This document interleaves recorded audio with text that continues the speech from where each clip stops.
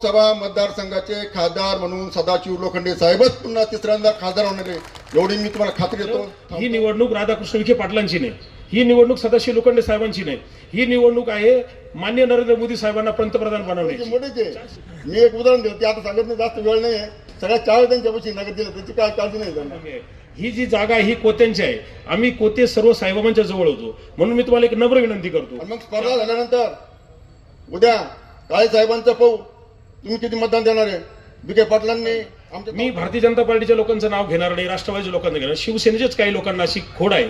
वातावरण फार अवघड आहे, वातावरण फार टाईट आहे। 6 तालुक्यामध्ये स्पर्धा करायची आहे, या तालुक्यामध्ये विखे पाटलाचे कार्यकर्ते म्हणून 1 नंबरने लोखंडे साहेबांनी निवडून देण्याची जबाबदारी आपल्यावर आहे। आजच्या आपल्या शिर्डी लोकसभा मध्यवर्ती कार्यालयाच्या उद्घाटन प्रसंगी उपस्थित असलेले आपल्या जिल्ह्याचे पालकमंत्री माननीय आदरणीय नामदार राधाकृष्ण विखे पाटील साहेब, आजच्या कार्यक्रमाचे अध्यक्ष भाऊसाहेबजी कांबळे साहेब, आपल्या कोपरगाव मतदारसंघाचे आमदार आशुतोषजी काळे साहेब, त्याचबरोबर आमच्या शिर्डी नगरीचे प्रथम नगराध्यक्ष कैलास बापू कोते, त्याचबरोबर कपिलजी पवार जिल्हाध्यक्ष राष्ट्रवादी काँग्रेस, त्याचबरोबर भारतीय जनता पार्टीच्या महिला आघाडीच्या तालुका अध्यक्ष कांचनताई मांढरे, जिल्हा अध्यक्ष भारतीय जनता महिला आघाडीच्या जिल्हाध्यक्ष, आमच्या महिला आघाडीच्या जिल्हाध्यक्ष, त्याचबरोबर व्यासपीठावर सर्व सन्माननीय।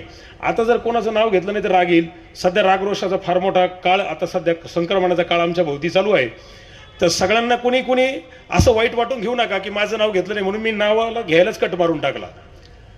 आज आपण या मध्यवर्ती कार्यालयाचं उद्घाटन माननीय नामदार साहेबांच्या हस्ते केलेलं आहे। मी सर्वांना विनंती करतो की नामदार साहेबांनी आज उद्घाटन केलं, आपण टाळ्या वाजून या सर्वांचं स्वागत करावं। 6 लोक आपले सातत्याने बसून असणार आहेत, त्याचबरोबर आपल्याला जी सूचना करायची असेल त्या सूचनेसाठी सुद्धा आम्ही काही लोक या ठिकाणी नेमलेले आहेत। आपल्याला काही निरोप द्यायचा आहे त्यासाठी सुद्धा आम्ही इथून काही लोक दिलेले आहेत। आपल्याला काही प्रचार साहित्य पोहोचवायचे। महाराष्ट्राच्या सगळ्या लोकसभेमध्ये असा मुद्दा उपस्थित झाला की खासदार दिसत नाही, परंतु 1400 गावं आपल्या लोकसभा मतदारसंघात आहे, 365 दिवस आपल्याकडे आहे आणि 365 दिवस खासदार साहेबांनी कुठे फिरायचं। त्याचबरोबर खासदार सदाशिव लोखंडे साहेबांचा एक स्वभाव आहे की त्यांना प्रसिद्धी फोटो हे आवडत नाही। आपण ही वारंवार ही गोष्ट सांगितली आहे, आपल्याला प्रत्येकाला आपल्या गावात सांगायचं आहे। मला काही सातत्याने एक गोष्ट अशी आढळली, मी भारतीय जनता पार्टीच्या लोकांचं नाव घेणार नाही, राष्ट्रवादीच्या लोकांचं घेणार, शिवसेनेचेच काही लोकांना अशी खोड आहे। वातावरण फार अवघड आहे, वातावरण फार टाईट आहे, तो लय पुढे गेला, हा लय मागं आला।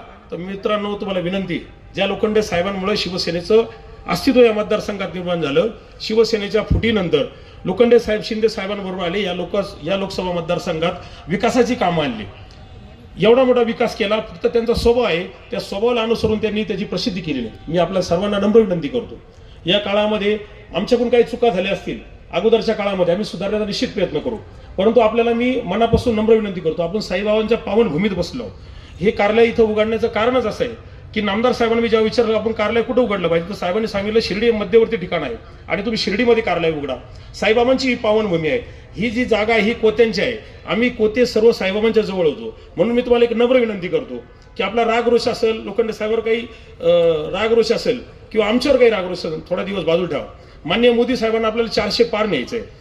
मी काल नामदार साहेबांना भेटायला कोराळ्याला गेलो असता मी मंडपाच्या मागच्या बाजूला बसलो होतो आणि साहेब भाषण करत साहेबांनी सांगितलं ही निवडणूक राधाकृष्ण विखे पाटलांची नाही, ही निवडणूक सदाशिव लोखंडे साहेबांची नाही, ही निवडणूक आहे माननीय नरेंद्र मोदी साहेबांना पंतप्रधान बनवण्याची, 400 पार नेण्याची, आणि हे सगळं काम आपल्याला करायचंय। हे सगळं होत राहील, नाराजी भानगडी ह्या चालू राहील, बरेच दिवस आहेत, शेतकऱ्यांचे काही प्रश्न आहेत। मान्य नामदार, मी आपल्या भारतीय जनता पार्टीचे जिल्हाध्यक्ष विठ्ठल लंगे पाटलांचं इथे स्वागत करतो। हे प्रश्न नामदार साहेब आपले एक सक्षम असे मंत्री आहेत, ते निश्चितच सोडवतील। दुधाला साहेबांमुळेच अनुदान मिळालं, आपल्या सर्वांना माहिती, हीच गोष्ट आपल्याला गावागावात सांगितली पाहिजे। कांद्याचा काही प्रश्न आहे, सोयाबीनचा काही प्रश्न आहे, शेतकऱ्यांचे प्रश्न आहे, परंतु हेच काम सोडवण्यासाठी आपल्याला लोखंडे साहेबांना संसदेत पाठवायचे। आपण या ठिकाणी सर्वजण उपस्थित झाला, महायुतीच्या सर्व घटक पक्षाचे लोक या ठिकाणी उपस्थित आहेत। मी सर्वांचे मनापासून स्वागत करतो आणि येणाऱ्या निवडणुकीत आपण धनुष्यवान घराघरात पोहोचा अशी विनंती करतो आणि थांबतो। जय हिंद, जय महाराष्ट्र।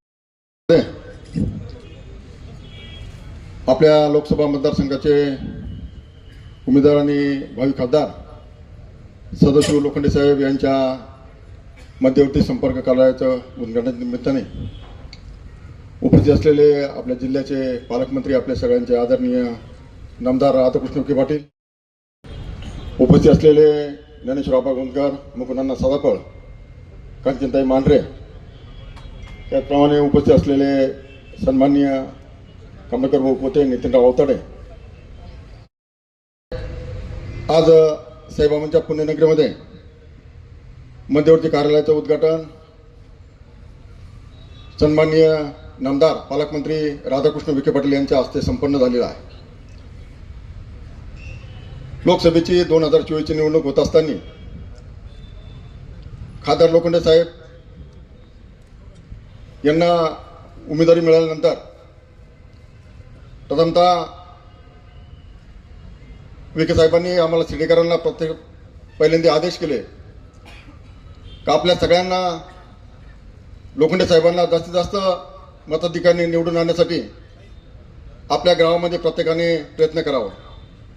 त्यासाठी साहेबांनी तालुकाभर वेगवेगळ्या गावामध्ये कॉर्नर सभा घेतल्या, बूथ कमिटीच्या सभा घेतल्या आणि योग्य ते मार्गदर्शन करून लोखंडे साहेबांना कसं मताधिक्य जास्त मिळेल यासाठी सातत्याने प्रयत्न केला. कमलाकर भाऊंनी आता सांगितल्याप्रमाणे खासदार लोखंडे साहेबांनी काम करीत असताना सिडीमध्ये प्रत्येक तालुक्यामध्ये अनेक भरीव असा निधी आणून दिला. आपल्या सिडीमध्ये विखे पाटलांच्या माध्यमातून स्वतः लोखंडे साहेबांनी सिडीमध्ये आताच्या अलीकडच्या काळामध्ये एक 80 लाख रुपयाचं योगा भवन, अनेक ज्या सिडीच्या नगर परिषदेमध्ये ओपन स्पेस होता त्यामध्ये खेळणी देण्याचं काम लोखंडे साहेबांच्या माध्यमातून झालं. लोखंडे साहेबांनी अनेक प्रकारचा संघर्ष करून विखे पाटलांच्या मदतीने निवडण्याचं पाणी आणण्याचं काम केलं आणि हे काम करीत असताना जसं आपण चर्चा करतोय, उमेदवारीला थोडा उशीर झाला, पण आपण आपलेच कार्यकर्ते वेगवेगळ्या प्रकारची चर्चा करतो. ती चर्चा कृपा करून आपण थांबवली पाहिजे आणि ही निवडणूक मोदी साहेबांच्या विचाराची आहे. उद्या मोदी साहेबांनी देशामध्ये 10 वर्षामध्ये 370 सारखा कलम हटवण्याचं काम केलं आणि आपला काश्मीर हाच आपला भारत आहे अशा प्रकारची ठाम भूमिका मोदी साहेबांनी देशामध्ये घेतली आणि ही सगळी भूमिका घेत असताना सर्वसामान्य माणसाला कसा दिलासा मिळेल अशा प्रकारचा सातत्याने मोदी साहेबांनी या 10 वर्षामध्ये प्रयत्न केला आणि संपूर्ण जगामध्ये विश्वविजेता म्हणून मोदी साहेबांचं नावलौकिक झालं आणि त्याच मोदी साहेबांना तिसऱ्यांदा हॅट्रिक म्हणून तुमची आमची जबाबदारी म्हणून त्यांना देशाचं पंतप्रधान करायचं आहे अशा प्रकारची भूमिका आपल्या सगळ्यांना घ्यायची आहे आणि त्या भूमिकेबरोबर सदाशिव लोखंडे साहेबांना आपल्याला निवडून द्यायचं आहे. सातत्याने या अलीकडच्या 1.5-2 वर्ष कालावधीमध्ये अनेक प्रकारचा रोजगार उपलब्ध आपल्या जिल्ह्याला निर्माण करून दिला. जर आपण भविष्यात जर पाहिलं, मागे जर 6-7.5 वर्षापूर्वी जर गेला असेल तर संगमनेरच्या महसूल मंत्र्यांनी कुठल्याही प्रकारचा नगर जिल्ह्यासाठी असं भरीव असं काम केलं नाही. पण माझ्यासारखा एक कार्यकर्ता सांगू शकेल, विखे पाटलांनी ह्या जिल्ह्याला भरघोस निधी देऊन संपूर्ण तालुक्याला एक लोकाभिमुख आणि रोजगार कसा उपलब्ध होईल यासाठी सातत्याने प्रयत्न केला. शिर्डीमध्ये जर पाहायचं असेल तर MIDC मंजूर केली, नुसती मंजूर केली नाही, तिला तत्वता मान्यता दिली नाही, तर त्यासाठी जमीन उपलब्ध करून देण्याचं काम राधाकृष्ण विखे पाटलांनी केलं. म्हणून हजारो मुलांना नोकऱ्या देण्याचं काम भविष्यकाळात होणार आहे. सिडीमध्ये भविष्यकाळात आपला जिल्हा व्हावा यासाठी साहेबांचे काही विचार असतील, पण त्या दृष्टीने एक चांगलं पाऊल म्हणून आपल्याकडे उपजिल्हाधिकारी कार्यालय झालं. मान्य आहे ना, सगळ्यांना माहिती आहे ना? अरे माहीत असं 10 मला म्हणजे ते काम तरी माहिती आहे का? हात वर करून सांगा बरं साहेबांना. मग हेच काम लोकांपर्यंत पोहोचवायचं आहे आपल्याला. तुम्हाला मला हे काम लोकांपर्यंत पोहोचवायचं आहे. त्यांनी आपल्या सिटीमध्ये अनेक विकास काम करत असताना घरकुलासाठी 20 एकर जमीन दिली. मग इथला माणूस, झोपडपट्टीचा माणूस, तो कुठल्या प्रकारचा बेघर राहता कामा नये अशा प्रकारची भूमिका राधाकृष्ण विखे पाटलांनी केली. पाणी कसं येईल याची सातत्याने काळजी घेतली आणि ते पाणी आणण्याचं काम सुद्धा लोखंडे साहेबांनी आणि विखे पाटलांनी मनपूर्वक केलं. म्हणून त्यांचं आपल्या सगळ्यांच्या वतीने तळाच्या कर्जामध्ये स्वागत करा. आता हे सगळं काम करीत असताना आपल्याला एकच विनंती आहे, तुम्हाला मला एकच विनंती आहे, उद्या ही निवडणूक जशी कमलाकर भाऊंनी सांगितली तशी लोखंडे साहेबांची नसणार आहे. ही देशाची निवडणूक असणार आहे आणि आपल्या तालुक्यामध्ये आशुतोष दादा त्यांच्या तालुक्यामध्ये लीड देतील. आता स्पर्धा कोणाची करायची आहे? आपली आज 6 तालुक्यामध्ये स्पर्धा करायची आहे. या तालुक्यामध्ये विखे पाटलाचे कार्यकर्ते म्हणून 1 नंबरने लोखंडे साहेबांनी निवडून देण्याची जबाबदारी आपल्यावर आहे. आणि मग स्पर्धा झाल्यानंतर उद्या काळे साहेबांचं पाहू तुम्ही किती मतदान देणार आहे. विखे पाटलांनी आमच्या तालुक्यामध्ये आम्हाला सगळ्यात जास्त मतदान द्यायचं आहे आणि विखे पाटलांचं मान उंच त्या महाराष्ट्रामध्ये आम्हाला काम करायचं आहे. बरोबर आहे ना? आता ही स्पर्धा लागलेली आहे 6 तालुक्यामध्ये. अरे स्पर्धा नाही, मतदानाची स्पर्धा. साहेब तर जे मोठेचे. मी एक उदाहरण देतो, ते आता सांगत नाही, जास्त वेळ नाही आहे. सगळ्या 4 त्यांच्यापाशी नगद दिलं, त्याची काय काळजी नाही त्यांना. आणि साहेब आपण गॅरंटी पण घेतलेली आहे. हा, गॅरंटी पण घेतली आहे. ते उदाहरण देताना लय वेळ जाईल म्हणून देत नाही मी.